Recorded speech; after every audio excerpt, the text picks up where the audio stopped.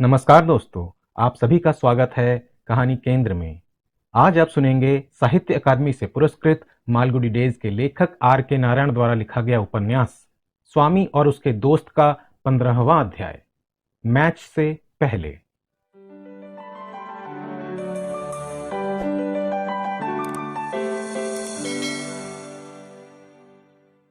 MCC ने young mains union को मित्रतापूर्ण match की चुनौती दी, जिसे उन्होंने तुरंत स्वीकार कर लिया। ये लोग रीडिंग रूम के बगल में खाली पड़ी जमीन की पट्टी पर निरंतर अभ्यास करके अपने को खेल के लिए हमेशा चुस्त दुरुस्त रखते थे, और जब कभी जमीन के मालिक एतराज करते तो कुलम स्ट्रीट के बीचों बीच खेलना शुरू कर देते थे। ये कहने के सिवा किसी भी तरह मित्रतापूर्ण नहीं था। एमसीसी ने जो चैलेंज भेजा था वो प्रतिरोध और धमकियों से लबरेज था। इसमें कुछ भयंकर शर्तें गिनाई गई थीं। पहली शर्त यह थी कि हर खिलाड़ी को ठीक 11 बजे मैदान में हाजिर हो जाना चाहिए। दूसरी ये कि वे अपने बल्ले साथ लाएंगे, लेकिन स्टंप एमसीसी प्रदान करने की उदारता दिखाएगा।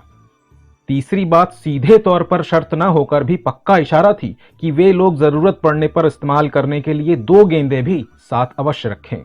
इसका कारण यह बताया गया था कि अगर कभी आपके खिलाड़ी हमारी गेंद की जगह अपनी ही गेंद तोड़ ताड़ दें तो वे काम में आ सकेंगी। अगली कुछ अटपटी सी शर्त यह थी कि अपने लिए लंच का इंतजाम उन्हें खुद करना होगा, अगर वे दिन में कुछ खाना चाहें तो। और आखिरी शर्त सबसे ज्यादा परेशानी पैदा करने वाली थी, जिस पर आपस में कुछ बहस मुबाहसा और सौदेबाजी भी हुई कि जो भी बल्ले, गेंद, विकेट ये लोग तोड़ेंगे या जो दूसरे नुकसान होंगे उसकी भरपाई वे खुद ही करेंगे। यूनियन के कैप्टन को यह शर्त सही नहीं लगी। उसका कहना था कि शर्तें नंबर 2 और 3 के रहते इस शर्त का कोई मतलब नहीं है, और अगर वे कोई अपने बैट या गेंद तोड़ते हैं तो ये तो उनकी अपनी चीज होगी ना, और इनके लिए एमसीसी को परेशान होने की जरूरत ही नहीं होनी चाहिए। जवाब में उससे कहा गया कि स्टंप तो एमसीसी के ही हैं, लेकिन यूनियन के शर्त संख्या 2 और 3 की उपेक्षा नहीं करनी चाहिए। इस बात पर यूनियन के कैप्टन को क्रोध आ गया और पूछने लगा कि एमसीसी अगर इतना गरीब है तो वो यूनियन के ही पिच पर मैच खेलने क्यों नहीं आ जाते, जिससे कहीं और जाने की उनकी तवालत खत्म हो जाए। ये तीखा जवाब देकर यूनियन का कैप्टन लौट गया, और इसके 20 मिनट बाद राजम को इसका सही जवाब सूझा कि रीडिंग रूम के साथ वाले पिच पर मैच खेलने में उसके मालिकों के मन में अचानक ऐतराज करने की भावना पैदा हो जाए तो कुलम स्ट्रीट के बीचों बीच खेलने के लिए एमसीसी तैयार नहीं होगा।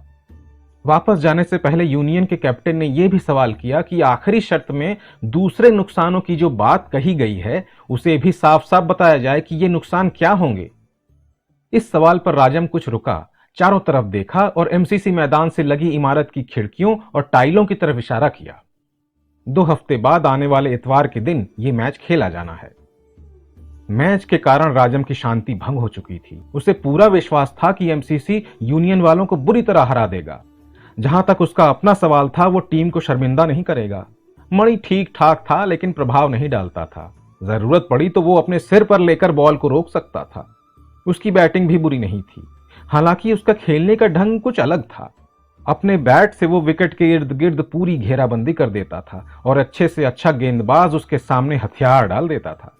टीम के दूसरे खिलाड़ियों के बारे में कुछ सोचना राजम बेकार समझता था। बस एक ही खिलाड़ी था जिसके बारे में वो रात दिन चिंतित रहता था। उसके बारे में कुछ नहीं कहा जा सकता था, और उसी का खेल सबसे जरूरी था। उसी पर सबसे ज्यादा जिम्मेदारी थी।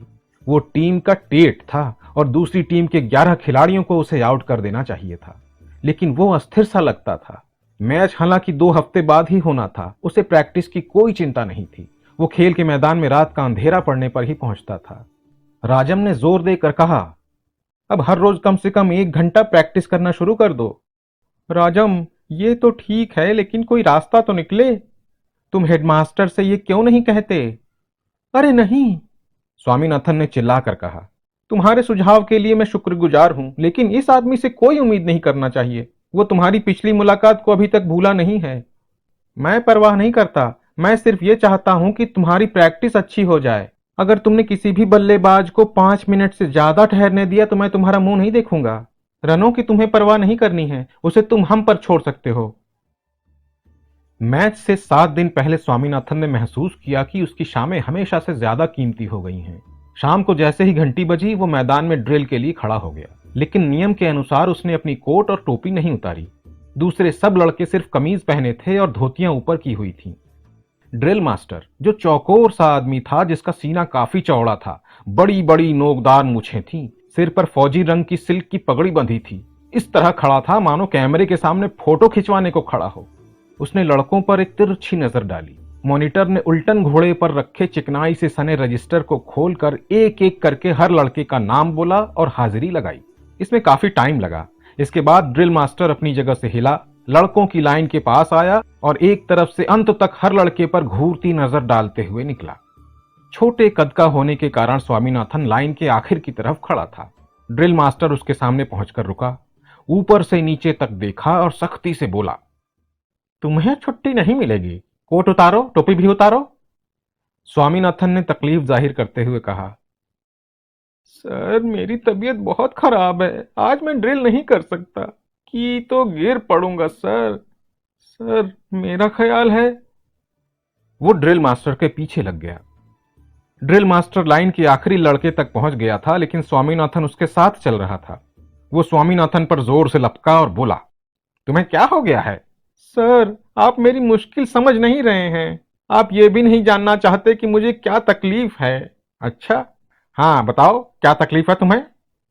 स्वामीनाथन ने पहले यह सोचा था कि सिरदर्द हो रहा है बताऊंगा, लेकिन अब उसे लगा कि ड्रिल मास्टर जबरदस्त सिरदर्द को भी नहीं बख्शेगा। उसे एक नया विचार आया और बोला, कल रात भर मैं डिलीरियम से परेशान रहा। ड्रिल मास्टर ये खबर सुनकर दंग रह गया। तुम्हें डिलीरियम हुआ है? पागल हो गए हो क्या? नहीं सर, मैं रात में एक पल नहीं सो सका, मुझे डिलीरियम हुआ है। डॉक्टर ने भी बताया है। उसने कहा है हफ्ते भर ड्रिल मत करो। उसने कहा कि ड्रिल की तो मर जाऊंगा। सुअर, चुप रहो नहीं तो गला घोंट दूंगा। तुम झूठ बोलते हो, लेकिन तुम काफी जिद्दी किस्म के सुअर हो। अच्छा जाओ। इसके बाद आधा घंटा जिसमें वो दौड़ता भागता बदहवास क्रिकेट खेलने पहुंचा तो उसके लिए बेहद मुश्किल साबित हुआ, लेकिन उसे जल्दी आया देखकर सब बहुत खुश हुए और राजम खुशी से झूम उठा। मोटे तौर पर सब ठीक ठाक था, लेकिन उसे संदेह था कि ड्रिल मास्टर उसकी जासूसी न करे। इसलिए खेल के बाद वो राजम के घर पर बिल्कुल अंधेरा होने तक रुक गया। इसके बाद अंधेरे अंधेरे में ही जहां भी किसी दुकान से सड़क पर कोई रोशनी पड़ती उससे बचकर निकलता हुआ अपने घर पहुंचा। दूसरे दिन सवेरे उसने योजना बनाई कि किस तरह पूरे हफ्ते ड्रिल से बचा जाए। वो डेस्क पर ग्रामर की किताब सामने रखे बैठा था। अभी 7:30 बजे थे और स्कूल जाने में 2 घंटे बाकी थे। उसने चुपचाप पड़ताल की कि घर में क्या हो रहा है। मां बच्चे के कमरे में थी जहां झूला झुलाने की आवाज आ रही थी। पिता बाहर अपने कमरे में थे, उनकी मुवक्किलों से बातें हो रही थी। स्वामीनाथन धीरे से घर से बाहर खिसक लिया। वो एक दुकान के सामने पहुंचकर रुका जिस पर साइन बोर्ड लगा था, doctor T Keshavan, LM&S, Shri Krishna dispensary. Doctor सड़क के सामने रखी एक लंबी मेज के सामने बैठे थे। वे अकेले थे। स्वामीनाथन भीतर घुस गया। आओ स्वामीनाथन, क्या बात है? सर मैं कुछ काम से आया हूं। घर पर सब ठीक है? जी डॉक्टर साहब, मुझे फौरन डॉक्टर का सर्टिफिकेट चाहिए। तुम्हें क्या हुआ है?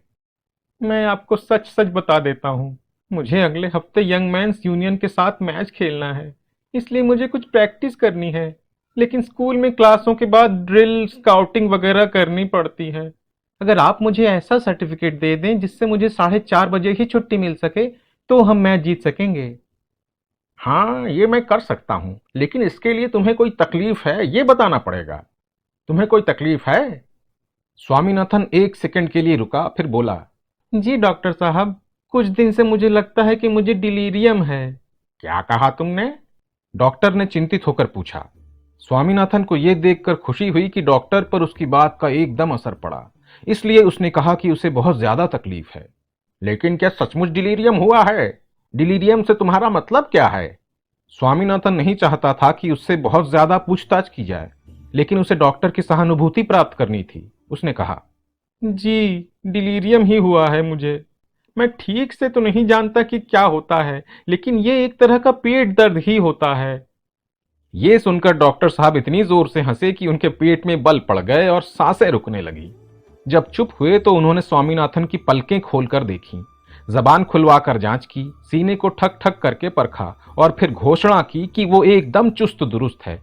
फिर राय दी कि ड्रिल करता रहेगा तो सेहत और भी बढ़िया हो जाएगी, डिलीरियम भी खत्म हो जाएगा। स्वामीनाथन ने फिर उसे समझाने की कोशिश की कि किस कारण शाम को छुट्टी पाना उसके लिए बेहद जरूरी है, लेकिन डॉक्टर ने कहा, ये तो ठीक है, लेकिन मैं डिलीरियम के लिए सर्टिफिकेट दूंगा तो मुझे जेल जाना पड़ सकता है। पता कैसे चलेगा डॉक्टर साहब? आप चाहते हैं कि एमसीसी मैच हार जाए? मैं तो तुम्हारी हर तरह सफलता चाहता हूं, फिक्र मत करो, लेकिन मैं सर्टिफिकेट नहीं दे सकता। मैं तुम्हारे हेडमास्टर से बात करूंगा और उससे कहूंगा कि तुम्हें 4:30 बजे छुट्टी दे दी जाया करे। फिर ठीक है डॉक्टर साहब, इससे मेरा काम बन जाएगा। आपका धन्यवाद। उस दिन शाम को 4:30 बजे स्काउटिंग की क्लास में भाग लिए बिना सीधा घर आया और फिर क्रिकेट खेलने चला गया। दूसरे दिन ड्रिल की क्लास थी और इसकी भी उसने परवाह नहीं की। वो डट कर प्रैक्टिस करने लगा। राजम ने उसकी पीठ ठोकी। स्वामी, तुम लाजवाब हो। तुम्हें बस प्रैक्टिस की ही जरूरत थी, लेकिन ड्रिल के लिए तुमने क्या किया? अरे, मैंने एक मजेदार चाल चली। हमारे डॉक्टर ने हेडमास्टर से कहा कि अगर मुझे 4:30 पर छुट्टी नहीं दी गई तो मैं मर जाऊंगा। मैंने उससे ये करवा लिया। बताओ कैसी रही? मणि ने उसकी पसलियों में कोहनी मारी और कहा, यार मैं मान गया, तुम दुनिया के सबसे चतुर आदमी हो। राजम भी इस बात से सहमत था, लेकिन उसे एक और चिंता सता रही थी। बोला, पता नहीं हम मैच जीतेंगे या नहीं। हार गए तो मैं मर जाऊंगा। मणि ने टोका, ए राजम, तुम हमेशा हारने की बात क्यों करते हो? तुम्हारा ख्याल है ये बंदर मुंह लड़के हमारे सामने टिक सकेंगे? जीत गए तो मैं अखबारों में खबर छपवाऊंगा। राजम ने कहा, ये हमारे फोटो भी छापेंगे? टेट ने पूछा, क्यों नहीं छापेंगे? शुक्रवार के दिन भूगोल की कक्षा में हेडमास्टर क्लास में आए। उनके हाथ में बेंत था। शांत प्रकृति के अध्यापक रामाराव उन्हें देखते ही उठ खड़े हुए। हेडमास्टर ने अपना मुखड़ा सारी क्लास के सामने घुमाया, फिर उल्लू जैसी नजरें स्वामीनाथन पर टिका दी और कहा, खड़े हो जाओ। स्वामीनाथन खड़ा हो गया। इधर आओ। स्वामीनाथन उनके पास पहुंच गया। अपना बेशरम चेहरा सारी क्लास को दिखाओ। इस पर स्वामीनाथन ने अपना मुंह छिपाने की कोशिश की। हेडमास्टर ने अपना हाथ आगे बढ़ाकर उसकी गर्दन सख्ती से पकड़ी और उसका चेहरा क्लास के सामने घुमाया। फिर बोले, ये महापुरुष ड्रिल और स्काउटिंग जैसी मामूली बातों की परवाह नहीं करता और पिछले सोमवार से गैर हाजिर रहा है। ये कहकर वो होठ बिचकाकर मुस्कुराए। क्लास के लड़के ये सोचकर कि इस पर मुस्कुराना जरूरी है, हल्का सा हंसे। भूगोल के अध्यापक ने भी दांत निकालकर अपनी भावना जाहिर की। फिर हेडमास्टर ने सवाल किया, सर, आप बताएंगे कि ऐसा क्यों किया? स्वामीनाथन ने मुश्किल से हलक में से आवाज निकाली और कहा, वो डॉक्टर साहब ने मेरे बारे में आपसे बात नहीं की। कौन से डॉक्टर और क्या बात? उन्होंने कहा था कि वे बात करेंगे। स्वामीनाथन ने धीरे से कहा, पहेलियां बुझाओगे तो मैं सारे क्लास के सामने तुम्हारी ठुकाई करूंगा। डॉक्टर केशवन ने कहा था। क्या कहा था? उन्होंने कहा था कि वे आपसे मेरे बारे में बात करेंगे और ड्रिल वगैरह के क्लास से मुझे छुट्टी दिलवा देंगे। उन्होंने कहा था कि अगर मैंने कुछ दिन तक छुट्टी नहीं की तो मैं मर जाऊंगा। और परेशानी क्या है तुम्हें, जरा बताओ।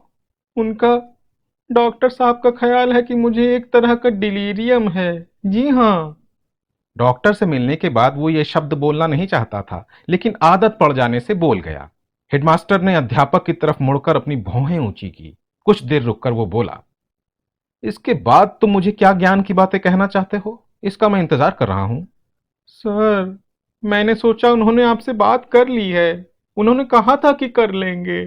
सड़क का कोई भी कुत्ता मुझसे आकर बताए कि मैं अपने स्कूल के लड़कों के साथ क्या करूं क्या ना करूं, मैं किसी की परवाह नहीं करता। अच्छा हुआ ये सर्जन जनरल नहीं आया, आता तो मैं चपरासी से कहता कि इसका सिर मेज से दे मारो। स्वामीनाथन समझ गया कि डॉक्टर ने उसे धोखा दिया है।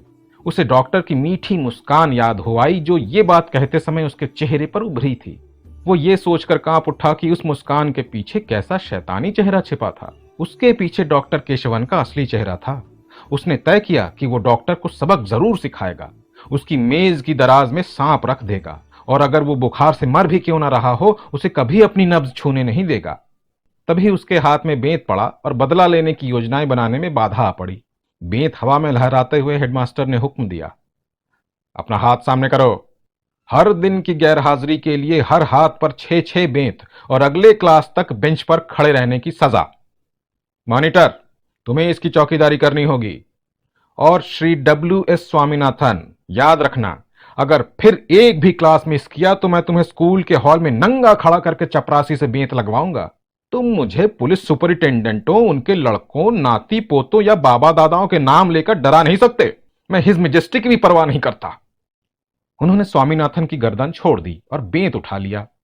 क्षण भर बाद सांप की तरह जहरीला ये बेंत जोश से भरकर लहराता स्वामीनाथन की हथेली पर पड़ने जा रहा था। उसके मन में डर, गुस्से और शिकायत का तूफान सा उमड़ने लगा। वो समझ नहीं पा रहा था कि क्या करने जा रहा है। उसने हाथ आगे बढ़ाकर हेडमास्टर के हाथ से बेंत छीन लिया और खिड़की से बाहर फेंक दिया। फिर लपक कर अपनी डेस्क की तरफ गया, किताबें उठाई और तेजी से कमरे से बाहर निकल आया। दौड़कर उसने हॉल का वरांडा पार किया। फाटक पर ताला लगा था, इसलिए चढ़कर बाहर कूद गया और मार्केट रोड पर आ खड़ा हुआ। अब जरा सुस्ताने और यह सोचने के लिए कि यह सब क्या होने लगा, वो सड़क के किनारे एक पेड़ के नीचे बैठ गया। उसने तय किया कि जब तक यह अत्याचारी इस स्कूल में रहेगा वो स्कूल नहीं जाएगा। पिताजी ये सुनेंगे तो क्या करेंगे पता नहीं। वे उसके वापस जाने के लिए जोर डालेंगे, लेकिन वो हरगिज नहीं जाएगा। इस तरह वो 2 स्कूल छोड़ चुका था। मालगुडी में और कोई स्कूल नहीं था। पिताजी को पढ़ने के लिए उसे त्रिचनापल्ली या मद्रास भेजना पड़ेगा। हो सकता है बोर्ड हाई स्कूल का हेडमास्टर इन स्कूलों में चिट्ठियां भेजकर स्वामीनाथन के बारे में बता दे। ऐसा हुआ तो उसे किसी भी स्कूल में दाखिला नहीं मिलेगा। उसे कुछ काम करना पड़ेगा और पैसे कमाने होंगे। इससे उसे रुपए मिलेंगे और वो होटलों में जाकर कॉफी पी सकेगा और जो चाहे खा सकेगा। अरे, बंबई की आनंद भवन की मिठाइयां कितनी मजेदार होती हैं। उसके स्टॉल के ऊपर हरी पट्टी लगी है जिस पर बादामों की तस्वीर बनी है। वो हमेशा ये मिठाई खाना चाहता था, लेकिन ये सोचकर कि ये जरूर महंगी होगी, होटल के मालिक से इसे खरीदने की हिम्मत नहीं कर सका। अगर वो स्कूल नहीं गया तो पिताजी घर में नहीं रहने देंगे, वो उसकी पिटाई करेंगे। इसलिए आज वो घर नहीं जाएगा, आगे भी नहीं जाएगा। वो पिताजी के सामने नहीं जा सकेगा। तो फिर वो कहां जा सकता है? कहीं भी जा सकता है। अगर इस मार्केट रोड पर वो सीधा चलता रहे तो कहां पहुंचेगा? शायद मद्रास पहुंच जाए। और आगे चलता रहे तो क्या वो बंबई पहुंच सकता है, इंग्लैंड पहुंच सकता है? वो वहां कहीं भी काम कर सकता है और पैसे कमा सकता है और जो मन में आए कर सकता है। अगर वो रेल से जाए, लेकिन इसके लिए पैसा कहां से लाए? ज्यादा मुश्किल नहीं होनी चाहिए। स्टेशन मास्टर को वो जानता है और वो अच्छा आदमी है। स्कूल की घंटी बजी और स्वामीनाथन एकदम उठ खड़ा हुआ। लड़के बाहर आएंगे, उसे घेर लेंगे और इस तरह देखेंगे जैसे वो कोई अजूबा हो। वो तेजी से मार्केट रोड पर चल पड़ा, दाईं ओर मुड़ा और आगे स्मिथ स्ट्रीट होता गलियां पार करके अपने पुराने स्कूल एल्बर्ट मिशन के सामने आकर खड़ा हो गया। गहरे पीले रंग की ये 2 मंजिली इमारत उसे इस वक्त बहुत प्यारी लग रही थी। वो सोचने लगा कि ये स्कूल छोड़ा ना होता। यहाँ की हर चीज कितनी शानदार थी। जरी की पट्टी लगी पगड़ी पहने हेडमास्टर कितने अच्छे लगते थे। उनके सामने बोर्ड स्कूल का हेडमास्टर कितना घटिया लगता है। वेद नायगम और एबेंजर, हाँ, एबेंजर भी कितने अच्छे लगते थे। हिस्ट्री के अध्यापक डीपी पिल्ले कितने घरेलू ढंग से क्लास लेते थे। और सोमू और मटर की याद करके तो स्वामीनाथन की आंखों में आंसू भर आए। उसके सब दोस्त यहीं थे, राजम, मणि, सोमू और मटर, सब खुशमिजाज, पढ़ने लिखने में अच्छे और स्कूल में भी इनकी कितनी इज्जत थी। लेकिन अब वो इन सब से अलग जा पड़ा था, जैसे वो कोढ़ी हो। वो कितना अकेला पड़ गया था, अछूत की तरह।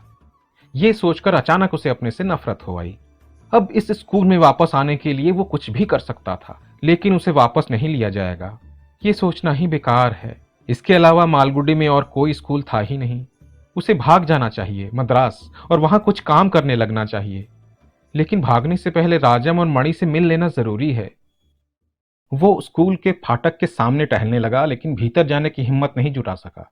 वो तो स्कूल का दुश्मन था। चपरासी सिंगाराम उसे देख लेगा तो हमला कर देगा और बाहर निकाल देगा। वो फाटक पर बनी कंक्रीट की विशाल चौकी के बगल में जा खड़ा हुआ, जिससे दूसरों को दिखाई न दे, और सोचने लगा कि राजम और मणि से कैसे मिला जाए। कुछ मिनट सोच समझकर उसने एक योजना बनाई। वो घूमकर स्कूल के पीछे की तरफ आ गया। यह भी स्कूल का हिस्सा था, लेकिन यहां कोई आता जाता नहीं था। यहां जमीन खाली पड़ी थी जो कुछ दूर आगे रेलवे की इमारतों से मिल जाती थी। स्कूल में बिताए अपने 6-7 सालों में स्वामीनाथन एक दफा भी इधर नहीं आया था। यहाँ स्कूल की 4 दीवारी काई से भरी थी और यहाँ से स्कूल की दिशा में देखने पर उसका ऊपरी हिस्सा ही दिखाई देता था। यहाँ से उसके लिए यह बताना मुश्किल था कि उसका क्लास सेक्शन ए कहाँ है। उसने एक पत्थर खींचकर दीवार से सटाया और उस पर खड़े होकर स्कूल की तरफ नजर डाली। अब उसे स्कूल का अहाता दिखाई देने लगा। दोपहर के 12 बजे थे। क्लास चल रही थी और बाहर कोई दिखाई नहीं देता था। वो इंतजार करने लगा, लेकिन थोड़ी देर में थक भी गया। तभी पहली कक्षा से एक छोटा सा विद्यार्थी नाक साफ करने बाहर आया। इस कक्षा में 3 सेक्शन थे और जहां स्वामीनाथन खड़ा था वहां से ये सब 10-12 गज दूर थे। स्वामीनाथन ने धीरे से सीटी बजाई, लेकिन विद्यार्थी ने सुनी नहीं। उसने फिर सीटियां बजाई और अब विद्यार्थी ने सिर घुमाकर इस तरह देखा जैसे कोई भूत देख रहा हो। फिर धीरे धीरे उसने इधर कदम बढ़ाए। लगता था कोई उसे अपनी तरफ खींच रहा है। वो पागलों की तरफ चारों तरफ देखता जा रहा था। स्वामीनाथन ने उससे पूछा, पिपरमिंट की गोली खाओगे, बादाम वाली? लड़के को जैसे इस बात पर विश्वास नहीं हुआ। कोई उसे क्यों बादाम वाली गोली देना चाहेगा? जरूर इसमें कोई चाल होगी।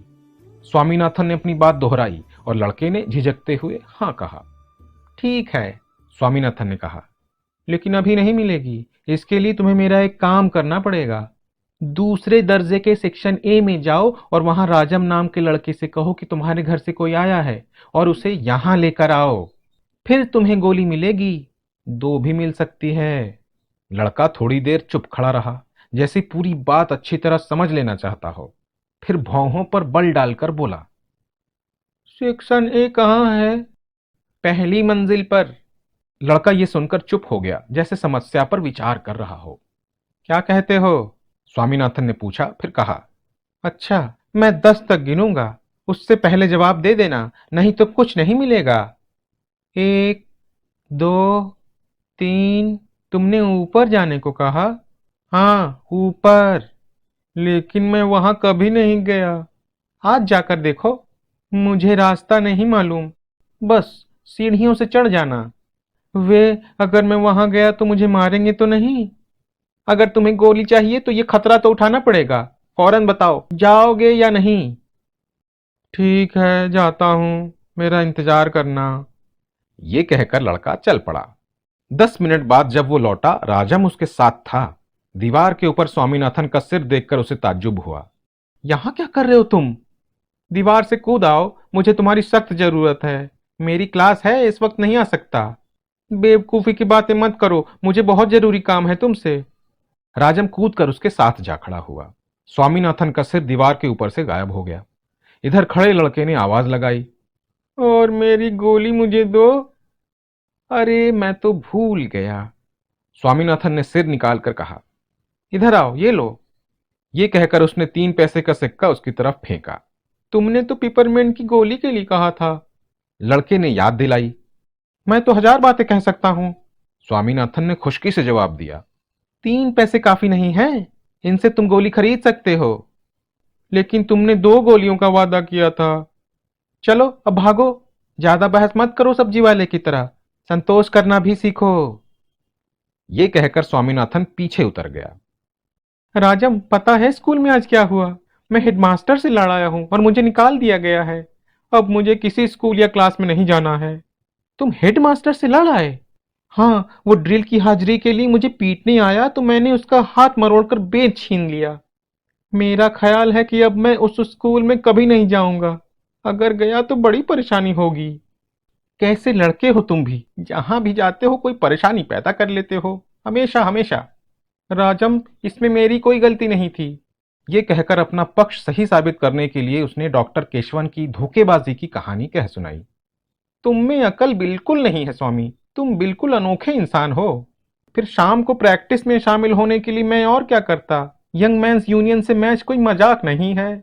तुम ठीक कहते हो स्वामीनाथन। आज सुबह मैंने उनकी प्रैक्टिस देखी। वे सवेरे भी प्रैक्टिस करते हैं। वे बुरे खिलाड़ी नहीं हैं। एक लड़का मुहियुद्दीन है, काला सा। सुनो, उस पर तुम्हें खास नजर रखनी पड़ेगी। ब्रैडमैन की तरह करता है बैटिंग, उस पर खास ध्यान देना होगा। एक और है शनमुगन, खतरनाक बॉलिंग करता है, लेकिन मुहियुद्दीन में एक कमजोरी है, लेग साइड में ज्यादा मजबूत नहीं है। स्वामी, लेकिन ज्यादा फिक्र मत करना। अब तुम्हें सवेरे भी प्रैक्टिस के लिए आना पड़ेगा। कल से आना शुरू कर दो। हमें किसी तरह इनको हराना ही है। स्वामीनाथन इस वक्त राजम से आखिरी दफा मिलने आया था, लेकिन अब उसने विचार बदल दिया। राजम अगर उसके बाहर भाग जाने के बारे में जानेगा तो जरूर उसे रोकेगा, इसलिए अब वो राजम या मणि को भी कुछ नहीं बताएगा। अगर उसे रोका गया तो फिर वो रहेगा कहां? मैच के लिए अभी 2 दिन बाकी थे। वो किसी को भी बताए बिना चला जाएगा, रास्ते में किसी तरह प्रैक्टिस करता रहेगा। मैच के दिन कुछ घंटे के लिए वापस आएगा, इसके बाद फिर गायब हो जाएगा और फिर कभी मालगुडी लौटकर नहीं आएगा। जिस मालगुडी में उसके जबरदस्त गुस्से वाले पिताजी हैं और राक्षस जैसा वो हेडमास्टर है, और इस बारे में तो पिताजी को किसी भी तर्क से समझाया नहीं जा सकता। अगर वो घर जाता है तो पिताजी उसकी पिटाई करेंगे, हो सकता है इतना मारे कि वो मर जाए। वो उसे बोर्ड हाई स्कूल वापस भेजने की कोशिश तो करेंगे ही, वो बड़े जिद्दी हैं। उसे किसी को बताए बिना मैच के दिन वापस आना पड़ेगा, और हो सकता है ये करना भी जरूरी ना हो। उसने अचानक राजन से सवाल किया, राजम, तुम मुझे मैच के लिए जरूरी समझते हो? राजम ने उसे संदेह से देखा और जवाब दिया, ऐसे सवाल मत करो मुझसे। फिर बोला, तुम्हारे बिना काम नहीं चलेगा स्वामी, नहीं, हरगिज नहीं। हम तुम पर निर्भर करते हैं। टीम में तुम सबसे अच्छे बॉलर हो, हमें उन लोगों को हराना ही है। अगर हम हारे तो मैं आत्महत्या कर लूंगा। स्वामी, तुमने कितनी उलझनें पैदा कर दी हैं। स्कूल के बिना तुम और क्या करोगे? मैं कोई काम ढूंढ लूंगा, कुछ भी करने लगूंगा। तुम्हारे पिताजी जब ये सुनेंगे तो क्या कहेंगे? क्या कहेंगे? यही कहेंगे कि जो हुआ ठीक है, मुझे परेशान नहीं करेंगे। स्वामीनाथन ने जवाब दिया, स्वामी, अब मुझे क्लास में वापस जाना चाहिए, काफी देर हो चुकी है। ये कहकर वो स्कूल की तरफ तेजी से दौड़ा, ये कहता हुआ, स्वामी, फील्ड में जल्दी आ जाना, अब तुम आजाद हो, तुरंत आ जाना।